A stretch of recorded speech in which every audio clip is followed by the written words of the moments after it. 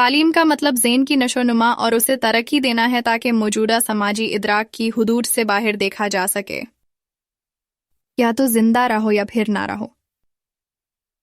زندگی محض کسی محفوظ کھیل کا نام نہیں ہے۔ ریلیشن شپ میں یا تو کوئی محبت کر رہا ہوتا ہے یا بے حیائی، ایک ہی وقت میں دونوں کا ہونا ممکن نہیں۔ یا تو ہم عاشق ہوتے ہیں یا پھر موت کے دروازے پر۔ یا تو آپ انسان ہیں یا ہمجنس پرست، آپ دونوں نہیں ہو سکتے۔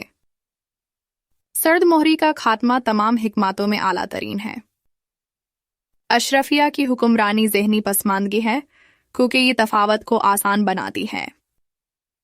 اینڈ ٹو اینڈ انکرپشن عملاً بے معنی جملہ ہے جو انٹرنیٹ کمپنیاں لوگوں کو آن لائن پرائیویسی کے جڈید افسانے پر یقین کرانے کے لیے استعمال کرتی ہیں۔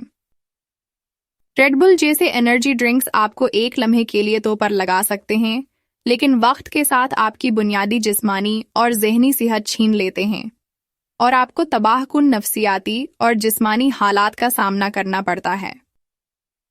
اپنی زبان کو دوسری زبان رکھیں۔ پہلی زبان محبت کو بنائیں۔ اپنی زبان کو ایسا بنائیں کہ آپ لوگوں کے دلوں میں اتر جائیں۔ بس اب سستی، نیند بہت ہو گئی، اٹھے اور زندگی جئیں۔ مراقبوں کے چونچلے بہت ہو گئے، یہ انقلاب کا وقت ہے۔ توثیق کے چکنے مینار کی چڑھائی بہت ہو گئی، اب اپنی کمر کو خود پکڑے، اپنے یقین کو مضبوط کرے۔ ایک اعلیٰ اور طاقتور فکری پیڈسٹل سے زندگی کے مقاصر مزاج نقطۂ نظر کو اب چھوڑ دے۔ نیچے آئیں، زمین پر، گلی میں، مٹی میں آئیں، زندگی اچی میں ہے۔ تفریح بھی کرے، لیکن ساتھ ہی اپنے ناظرین کو سوچنے کے لیے بھی کچھ دے۔ مستقبل کا تصور کرے جسے آپ حقیقت کے طور پر چاہتے ہیں، پھر اسے اپنے خون پسینے سے تیار کرنے میں جٹ جائیں۔ جذبات کو مٹا دے تو آپ انسان ہونے کے سب سے اہم حصے کو مٹا دیں گے۔ کپڑوں کی کمی بیشی یا بناؤ سنگھار کسی کو فحش نہیں بناتا، برتاؤ بناتا ہے۔ بحاشی کو آزادی اظہار کے طور پر قبول کرنا عدم برداشت کو برداشت کرنے کے مترادف ہے۔ دنیا کی تمام مسلح افواج کے ساتھ 1000 متعصب صدر بھی ہر قیمت پر انصاف کے لیے پرعزم باضمیر شہریوں کے سامنے بے اختیار ہو جائیں گے۔ ایک پرسکون سچ کے سامنے 1000 چلاتے جھوٹ بھی بے اختیار ہو جاتے ہیں۔ بھالے آپ کا جسم چاہے بھی، جب تک آپ کا کردار مضبوط ہے آپ کبھی گمراہ نہیں ہوں گے۔ سائنس بھی آرٹ ہے جب یہ خالص اور آزاد بہتا ہے، ادب آرٹ ہے جب یہ خالص اور آزاد بہتا ہے، ریاضی آرٹ ہے جب یہ خالص اور آزاد بہتا ہے۔ ذہن کا کوئی بھی عمل جو خالص اور آزاد ہو وہ آرٹ ہے، کیونکہ آزادی آرٹ کی روح ہے۔ جب اندھے بھی ترقی کی روشنی دیکھ سکتے ہیں، بہت سے آنکھوں والے اپنے آپ میں گم نہیں دیکھ سکتے۔ جب بہرے بھی عروج کی موسیقی سن سکتے ہیں، بہت سے کان والے گمانوں میں گم ہیں۔ سیاہ ترین رات بھی چڑھتے سورج کے مقابلے میں کچھ نہیں ہے۔ بہرے بھی زندگی کی موسیقی سن سکتے ہیں، لیکن کام والے کچھ نہیں سنتے۔ اندھے بھی دل کی خوبصورتی دیکھ سکتے ہیں، مگر آنکھوں والے خریداری میں مصروف ہیں۔ ایک ننھے سے شعلے کے سامنے سخت ترین اندھیرا بھی مٹ جاتا ہے۔ ہر جاندار میں حیاتیاتی لحاظ سے بدلے میں انتقام کی سرشت موجود ہے۔ بدلے میں انتقام نہ لینے کے لیے انسان کی ضرورت ہوتی ہے۔ زمین پر موجود ہر دماغ اپنے اپنے عقائد بناتا ہے۔ ذرا تصور کرے اس وقت 8 ارب انسانی دماغ 8 ارب منفرد عقائد بنا رہے ہیں۔ اب سوچے کیا ہوگا اگر وہ 8 ارب انسان ایک دوسرے پر اپنے اپنے عقائد مسلط کرنے لگے۔ ایسی غیر انسانی کوشش سے صرف ایک ہی نتیجہ نکالنے والا ہے، افراتفری اور بالآخر بڑے پیمانے پر انسان کی تباہی۔ لہٰذا ایسے تباہ کن نتائج سے بچنے کا واحد طریقہ یہ ہے کہ لوگوں کے عقائد کے بارے میں زیادہ ہمدردی دکھائی جائے۔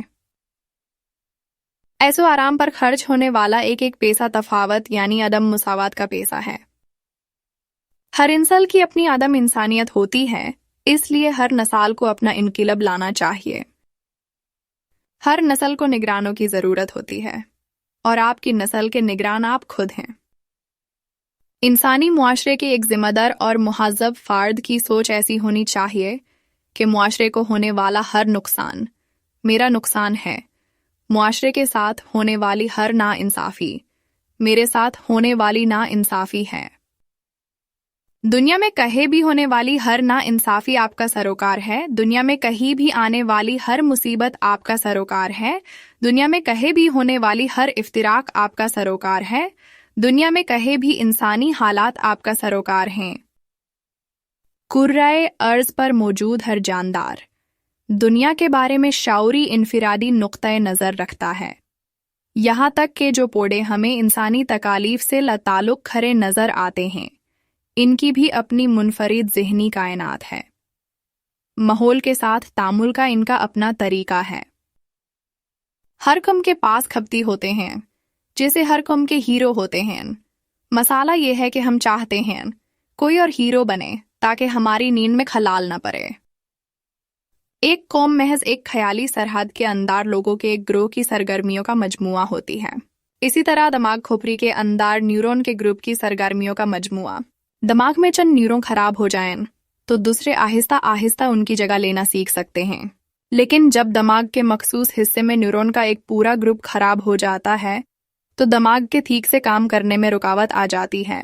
بالکل اسی طرح جب کسی پوری ریاست یا صوبے میں لوگوں کی ایک بڑی تعداد کام کرنا چھوڑ دیتی ہے تو ایک پوری ریاست یا صوبے کو ناکارہ کر سکتی ہے۔ ہر ریفارمر پبلک سرونٹ ہوتا ہے، لیکن ہر پبلک سرونٹ ریفارمر نہیں ہوتا۔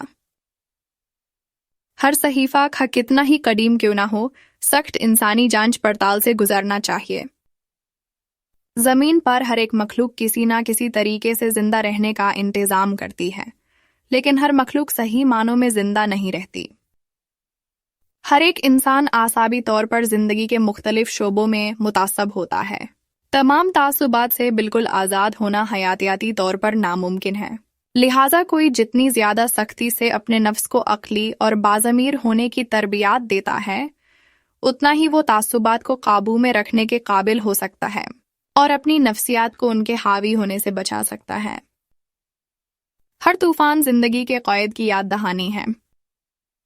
جب بھی انسانیت کی دہلیز پر کوئی بحران آئے، اپنے آپ کو یاد دلائیں، میں وہ ہوں جو انسانیت اور ناانصافی کے درمیان کھڑا ہے۔ میں وہ ہوں جو انسانیت اور امتیاز اور تفاوت کے درمیان کھڑا ہے۔ میں وہ ہوں جو انسانیت اور آمروں کے درمیان کھڑا ہے۔ ہر کوئی اپنا سچ گھڑتا ہے، پھر اس پر لڑتا ہے کہ کس کا سچ برتر ہے۔ سب سے پہلے یہ سب بکواس رڈی کی ٹوکری میں ڈالنا ہوگی، پھر محبت کے تمام سچائی کا ڈرائیور بنائیں، پھر علم کا اتفاق ہو یا نہ ہو، دل کا اتفاق ہمیشہ رہے گا۔ ہر ایک کی خواہش ہوتی ہے کہ وہ کچھ حاصل کرے جو کسی اور کے پاس ہے، اور یہی سارے دکھوں کی جڑ ہے۔ جب آپ کے پاس سب کچھ ہو، ہر کوئی آپ سے اس وقت محبت کر سکتا ہے، لیکن وہ جو آپ سے اس وقت محبت کرتا ہے جب آپ کے پاس کچھ نہ ہو، دراصل وہی سچ میں آپ کی فکر کرتا ہے۔ آپ کی ذہنی زندگی میں سب کچھ باقاعدہ اعصابی ترتیب میں آگے بڑھتا ہے۔ اگر آپ اپنی ذہنی زندگی کے تمام اندرونی اور بیرونی حصوں کے بارے میں خاطر خواہ بصیرت رکھتے ہو، یادداشت اور ذہانت تمام حالات پر غور کرنے اور ان کو مد نظر رکھنے کے لیے کافی ہو، تو آپ ایک سچے مستقبل بین ہوں گے، اور آپ حال میں ہی مستقبل کو ایسے تصور کریں گے جیسے آپ آئینہ دیکھتے ہیں۔ سب کچھ بس آئیڈیا ہے، کچھ بھی آئیڈیل نہیں ہے۔ ہر چیز میں اس دور کی ضرورت کے مطابق ہونے یا ڈھلنے کے لیے لچک ضروری ہے۔ ہر خیال، ہر روایت، ہر مکتبہ فکر، اگر ایسا نہیں ہوتا تو یا تو وہ خود تباہ ہو جاتا ہے یا دنیا کو تباہ کر دیتا ہے۔ دنیا میں جو کچھ بھی قیمتی ہے، وہ سوالات سے بھرے استفسار کرنے والے ذہن کے ذریعے حاصل کیا گیا ہے، نہ کہ رسومات اور تعصب سے بھرے ذہنوں سے۔ محض ڈاکٹرائنز کو ماننے سے کمال حاصل نہیں ہوتا۔